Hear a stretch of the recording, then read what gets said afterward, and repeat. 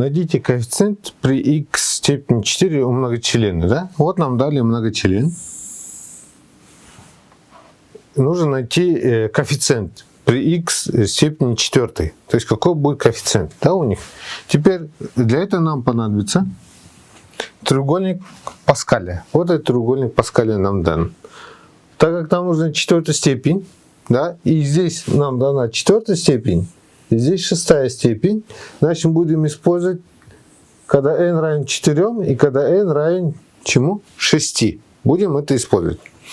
Теперь, когда будем использовать, посмотрите, здесь первое число стоит единица. Значит, здесь будет у нас 1 умножить на 3х степени 4. Минус, потом здесь стоит минус. Минус. Второй коэффициент здесь идет 4. 4 умножить на 3х степени 3 умножить на 2. Плюс и так далее идет. Но нам остальное не нужно. Нам нужно что? Х степени 4. Значит, нам достаточно только вот это вот выражение. Теперь берем, когда 2х плюс 1 в 6 степени. Смотрим. Первое число здесь идет, первый коэффициент идет единица. То есть у нас будет 1 умножить на 2х степени 6. Потом идет плюс.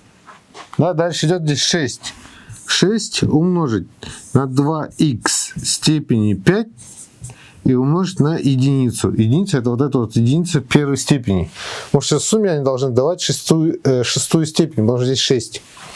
Следующее будет плюс. Здесь смотрим. 6, потом идет 15. Значит, здесь будет у нас 15 умножить на 2х в 4 степени и умножить на единицу в какой? В квадрате. Дальше нам не нужно. Почему? Потому что нас спрашивает х в 4 степени. Значит, нам достаточно взять вот это вот выражение. Теперь смотрим здесь. 1 умножить 3 в 4 степени будет 81. 81 х в 4 степени. Берем здесь 2 в 4 степени, то есть это будет 16. Здесь у нас будет плюс 15 умножить на 16 х в 4 степени. И это нам дает 321 х в 4 степени. И коэффициент у х в 4 степени будет 321. То есть ответ у нас будет А. Коэффициент, который будет стоять перед х в 4 степени, будет 321. При каком значении n угол между векторами А и Б будет 90 градусов? Вспомним произведение векторов. То есть это у нас по формуле будет как? Скалярное произведение двух векторов, это у нас будет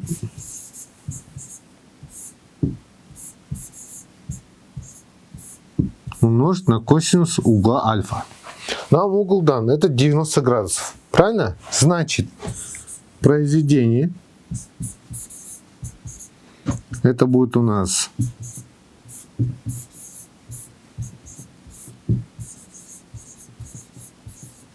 косинус 90 градусов. А косинус 90 градусов у нас равен нулю.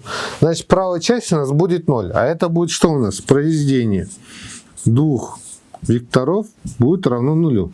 Теперь смотрим, как нужно найти при произведении. То есть я что умножаю? Первое значение, то есть я х умножаю на х, то есть 3 умножаю на 4, и плюс 10 умножаю на n. И равно все это нулю. То есть каждый x на x умножаю, y на y. То есть абсциссу на абсциссу умножаю, ординату на ординату умножаю. То есть это будет у меня как?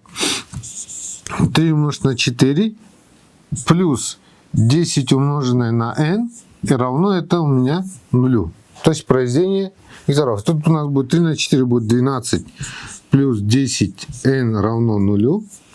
Здесь потом я что делаю? Перекидываю 12 влево. Знак меняется. Будет 10n равняется минус 12. Потом 12 делю на 10. То есть это n равняется минус 12 делить на 10. А это у нас будет равняться n равняется минус 1,2. То есть ответ у нас будет n равно минус 1,2. То есть ответ D. Синус 60 плюс косинус 45 в квадрате, да? Деленное на тангенс 2π на 3 умножить на синус π на 3 плюс корень из 3 умножить на косинус 210. То есть нам дано что? Тригонометрическая функция. С помощью этой тригонометрической функции нам нужно решить эту задачу. Но для начала нам нужно вспомнить таблицу. Вот нам дана таблица. Мы ее вспоминаем. С помощью нее решаем эту задачу. То есть синус 60 это у нас корень из 3 делить на 2. Плюс косинус 45 это корень из 2 делить на 2. И берем все это в квадрат. Деленное. Тангенс 2π на 3 это минус корень из 3. Потому что это тангенс 120 градусов. Минус корень из 3. Умножить. Синус π на 3 это то же самое, что синус 60. Это тоже у нас корень из 3 делить на 2. Плюс корень из 3. И умножить косинус 210. Это третья четверть. В третьей четверти косинус отрицательный. И вот он идет минус корень из 3 делить на 2. Минус корень из 3 делить на 2. Теперь решаем эту задачу. Сверху у нас будет корень из 3 плюс корень из 2 делить на 2. И все это у нас будет что в квадрате. Это первое выражение. И внизу я умножаю. Корень из 3 на корень из 3 это корень из 9. Корень из 9 это будет у нас 3. Это будет минус 3,5. Здесь минус на плюс дает минус. То же самое выражение минус 3,5. Что это? 3 вторых минус 3 вторых. Это у нас 1,5. 1 минус 1 минус 1 дает минус 3. То есть у нас внизу будет минус 3.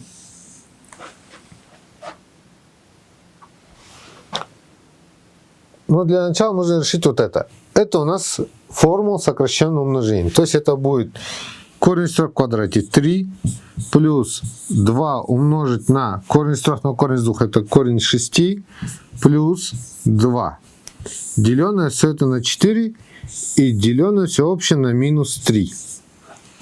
Теперь здесь 3 и 4 умножаются. То есть это будет минус 12. Итого у нас ответ у нас будет тут. 3 плюс 2 это будет 5, плюс 2 корень из 6, делить все это на 12, и знак уходит сюда. Минус 5 плюс 2 корень из 6 делить на 12. То есть ответ у нас будет, И.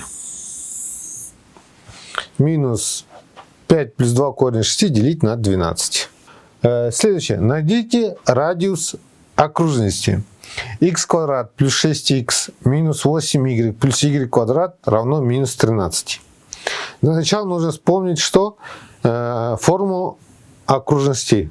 Как находить, да, когда формула такая у нас.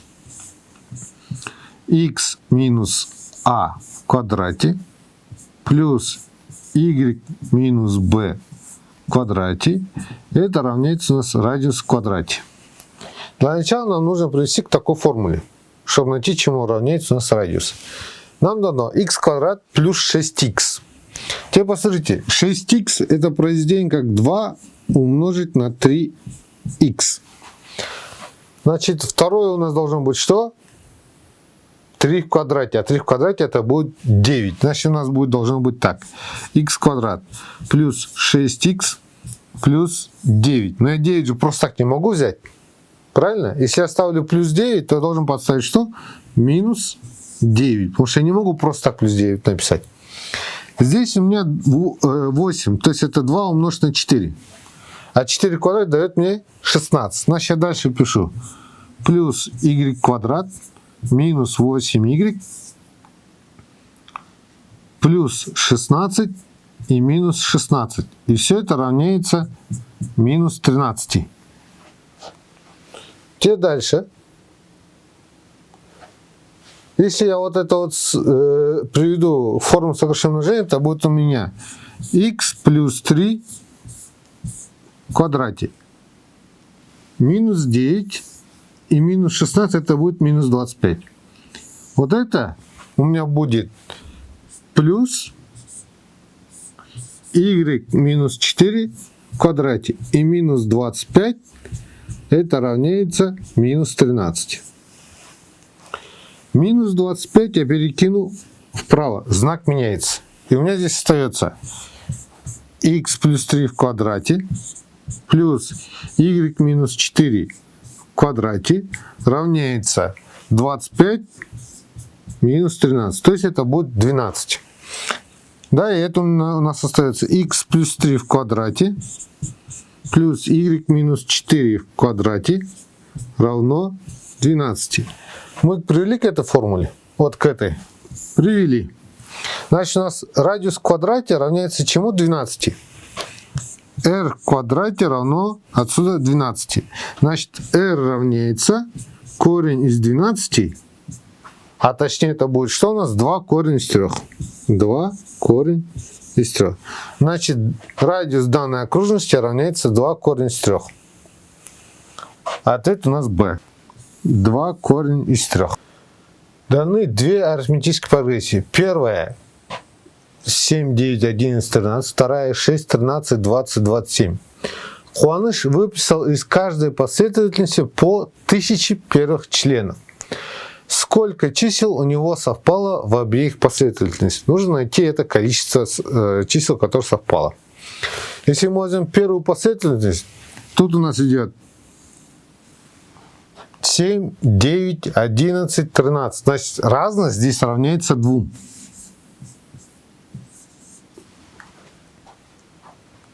Найдем последний член, тысячный член арифметической прогрессии, чему будет равняться, да?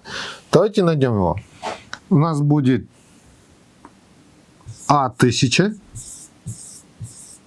равняется первое это 7 плюс d это разность 2 и 1000 минус 1. Если вспомните формулу, да? То отсюда следует, что А1000 у меня равняется 2005. То есть тут 1000 минус 1 это будет 999 умножая на 2 и плюс 7. Итого это будет у меня 2005. Теперь смотрите. В первой последовательности все нечетные числа. Вторая последовательность, если вы посмотрите, у нас идет 6, 13, 20, 27. То есть каждое второе число это у нас какое нечетное. 13, 27 и так далее. Но если вы посмотрите, между 13 и 27 у нас разность 14. И так далее. Значит, нам нужно найти последовательность, у которой будет разность между ними 14, и она будет меньше, чем 2005. Потому что здесь последнее тысячное число 2005, а здесь оно должно быть меньше. Как это мы находим? Мы находим, нам нужно АН равняется. Первый мы берем как D1 мы берем, А1 мы берем как 13. То есть это будет 13 плюс разность у меня равняется 14. 14 умножая на n минус 1, и оно должно быть меньше, чем 2005.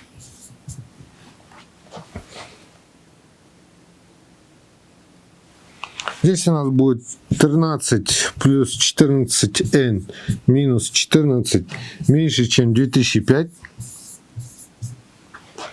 13 минус 14 будет минус 1. 14n минус 1 будет меньше, чем 2005. Потом это будет 14n меньше, чем 2006. Теперь я что делаю? n меньше, чем 2006 делить на 14. И это будет примерно n меньше, чем 143 целых и примерно округленно 0,3. То есть наша n будет меньше, чем 143,3. А это что значит? Значит, у них во второй последовательности нечетных чисел будет 143.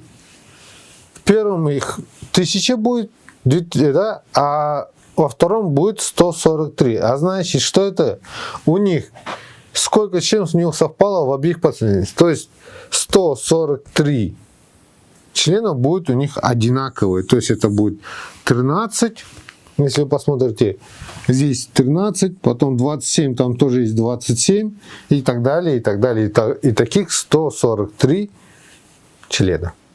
Сколько решений целых чисел будет у уравнения xy равно 2040 для неизвестной y? Чтобы решить задачу, нужно разложить на простые множители. Что я делаю? 2040 разложу на простые множители. Сперва поделю на 2. Будет 1020. Поделю на 2 будет 510. Поделю на 2 будет 255. 255 на 2 у меня уже не делится. Делю на 3. У меня будет 85. Потом 85 я делю на 5. Будет у меня 17. 17 делю на 17. Итого будет 1. Вот я расписал на простые множители. Теперь, что это значит? Как мне же найти, сколько у него будет целыми числами, да, решение, сколько будет? Как я могу расписать это? 2, 2, 2. То есть мы можем расписать так.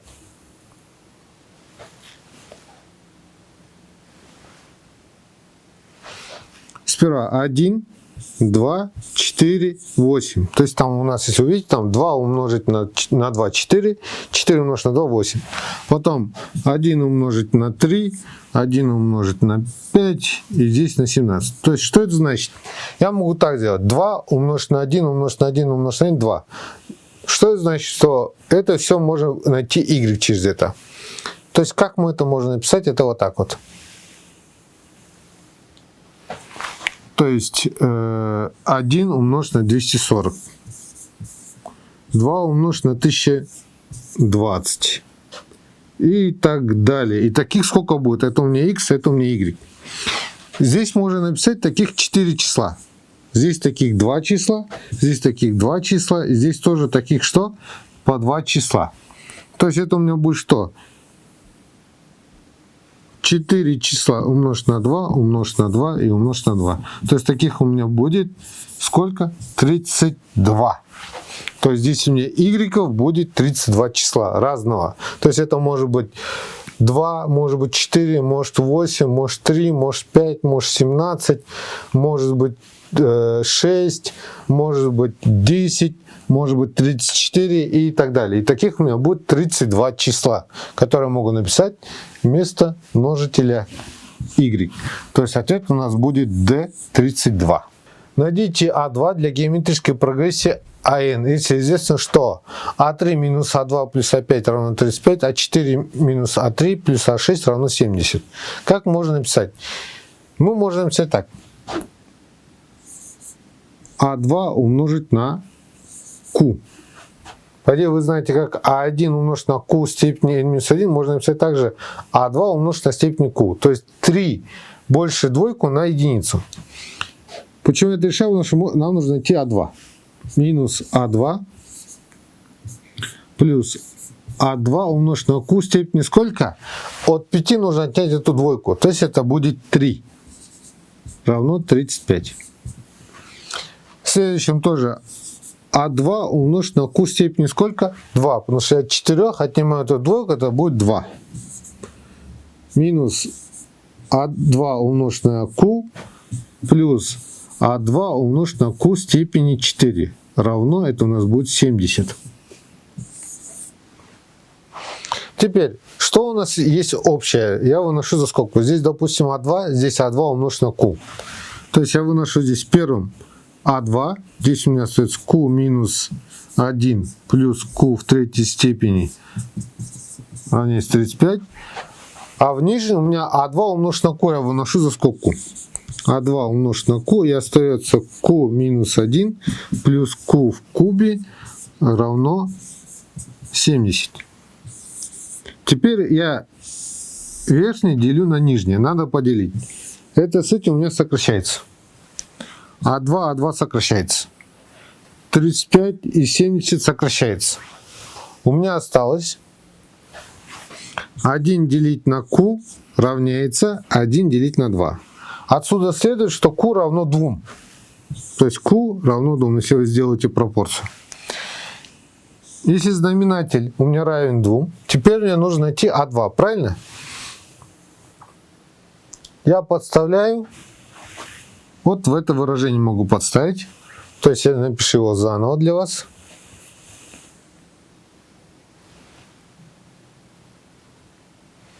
То есть это будет А2 умножить на q минус 1 плюс q в кубе равняется 35. Вместо q я поставлю эту двойку, которую я нашел. Здесь у нас будет А2 равняется 2 минус 1 плюс 8 равно 35. 2 минус 1, 1 плюс 8 будет 9. Итого у нас будет здесь 9 А2 равняется 35. Теперь, чтобы А2 найти, я 35 делю на 9. Итого у нас А2 равняется 35 девятых. То есть ответ у нас будет 35 девятых. Ответ С. 35 девятых. Мы построили 3 отрезка. На первом мы отметили 5 точек красного цвета, на втором 3 точки зеленого цвета, а на третьем 4 точки синего цвета. Сколько можно получить треугольников с цветными вершинами, если известно, что нет такой прямой, в которой 3 точки разного цвета? Давайте с вами построили 3 отрезка с разными цветами. 5 точек с красными, 3 точки зеленые и 4 точки синие. В общем, чтобы построить нам треугольники, нужны 3 точки. То есть 1 красный, 1 синий, 1 зеленый. В общем, сколько таких может треугольников построить? Да? Таких можно построить, их очень много. То есть это будет у нас из 12 точек мы выбираем 3 точки.